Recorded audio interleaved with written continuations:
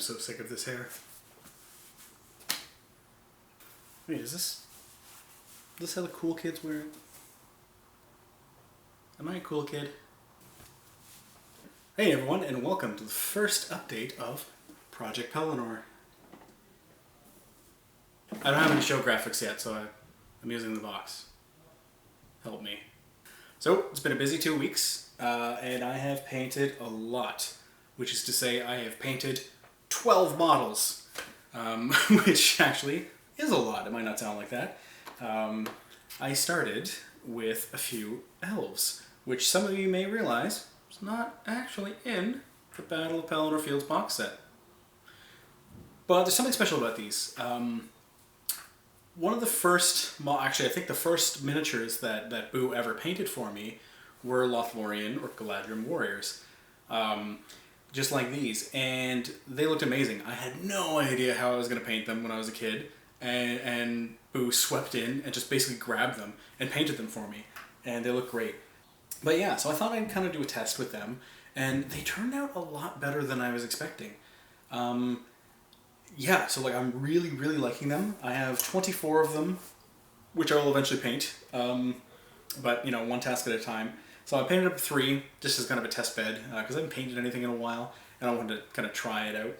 And they look great, I think. I really like them. But in terms of Project Pelennor, what I was doing for the last 2 weeks was I was painting up 12 Warriors of Rohan. Now, they're not 100% done. They still need to be based.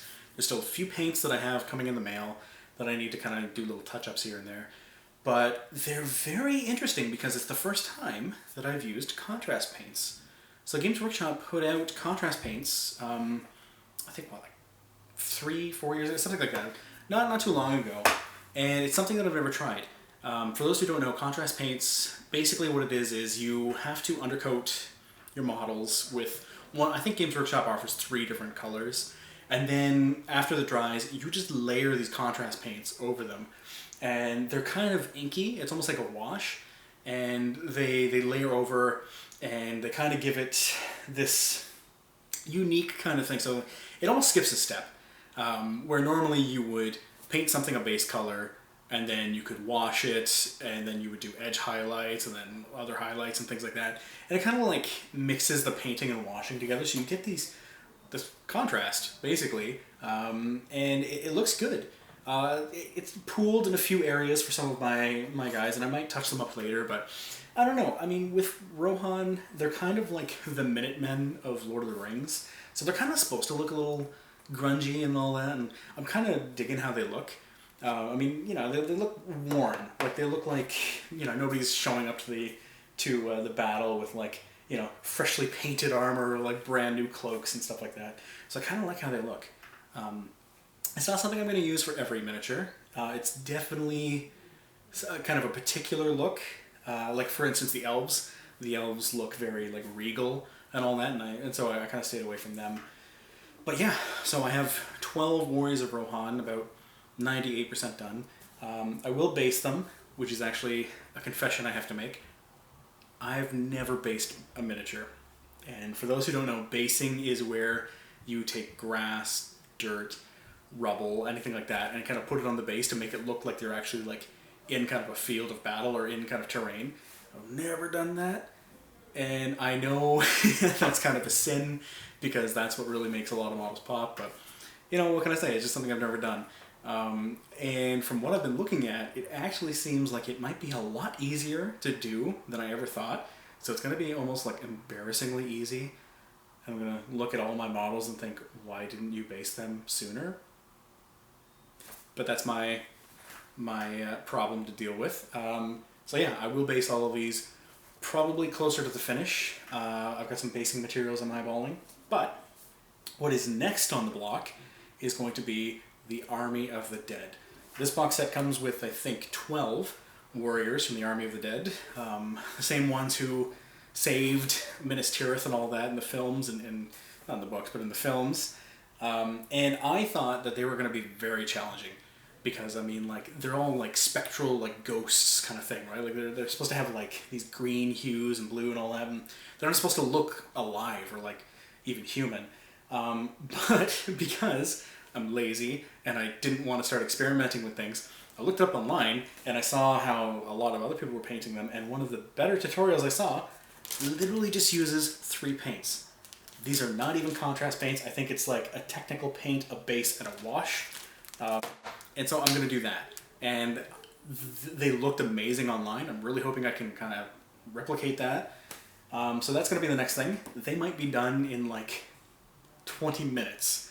I'm not kidding. I'm really tempted to actually just film that in a time lapse, because watching the video of the person who painted them, he did a whole army of them in literally an hour, including basing, and they looked amazing. It looked like he spent like a week on them. I don't know if I can do that. I don't know if I can replicate that, but I'm going to try. So, this is all about like challenging myself and like trying something new. So we're going to do that. So yeah, that'll be the next update. But I actually have a request. So, as I kind of alluded to in the beginning with my amazing graphic being holding up the box in front of the camera, I'm looking for somebody to help me with some graphics. It's something that I don't really know how to do. It's not in my wheelhouse. I'm not very good with Photoshop or any of that kind of stuff, or like any graphical design. But I know a lot of my talented and amazing friends and people I know on Facebook are. And so I'm actually going to put out kind of a request for anybody who could help me. It is something that I'm willing to pay for, obviously. I mean, a lot of us went to school for this and stuff, and like I'm not just going to take your work and not credit you or like pay what it's worth or anything like that. But if anybody is interested in helping me make some kind of like intro graphic or outro graphic, or just kind of a few assets, I'd really appreciate you reaching out to me and we can kind of talk. Honestly, what I'm asking for is probably pretty simple, because I have an idea in my head, and like even I'm like, you could probably just learn how to do it, but I'm already working on all of this stuff, and I don't know, I can't wrap my brain around it right now. So yeah, I'm putting that out, so please, if you think you can help make a little Project Pelennor graphic, you can reach out to me and we can talk. Yeah, and that's that.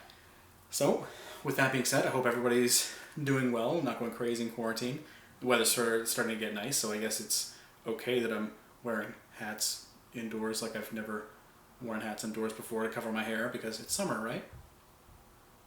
Yeah. I might cut off all my hair tonight, and nobody can stop me. Nobody. But yes, so that was the first update of Project Pelennor. Next update will probably be coming out in a week or so after I do the Army of the Dead. Don't quote me on that. Obviously things can happen, but I'm feeling pretty confident I can get them done. And I might do a little time-lapse video. Yeah, so I hope everyone's doing well, and catch you next time. See, right here's where the graphic would go in. The outro graphic that's only up here right now. I really need help me.